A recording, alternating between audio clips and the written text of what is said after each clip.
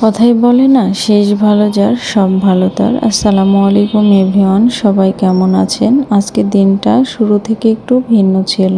Office থেকে আজ একটু আগে বের হয়েছিলাম, কাজ শেষ করে বাসার উদ্দেশ্যে রওনা দিলাম। আর পথিমধ্যেই নগর ভবনের ডিপকলটা উপভোগ করলাম। এরপরে সামনে এগোতে বর্ণালীতে এসে জ্যামে আটকা পড়লাম।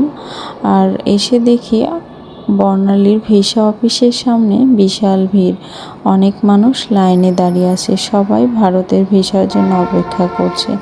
চারপাশের পরিবেশটা অনেকক্ষণ দেখলাম, তারপরে সামনে আগোতে লাগলাম। আর সামনেই আমাদের রাজশাহী স্টেডিয়াম চোখে পড়ল। ছোটবেলা থেকে জায়গাটা অনেকবার দেখেছি, তবে এখন আগের তুলনায় অনেক বেশি সুন্দর, আধুনিক লাগছে।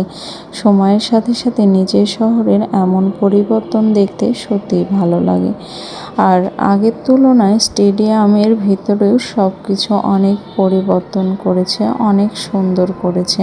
এখন নিয়মিত খেলাও হয় এখানে, আগে খেলা হতো না।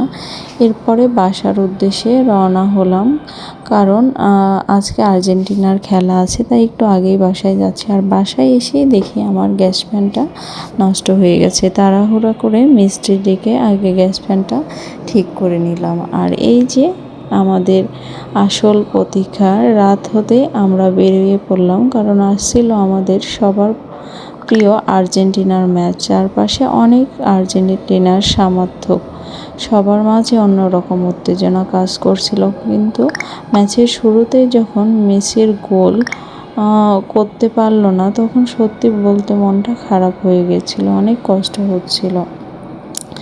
তবুও ভিতরে একটা বিশ্বাস ছিল, আর্জেন্টিনা শেষ মুহূর্তে যেটা করে দেখালো তা বলার বাহিরে। আসলে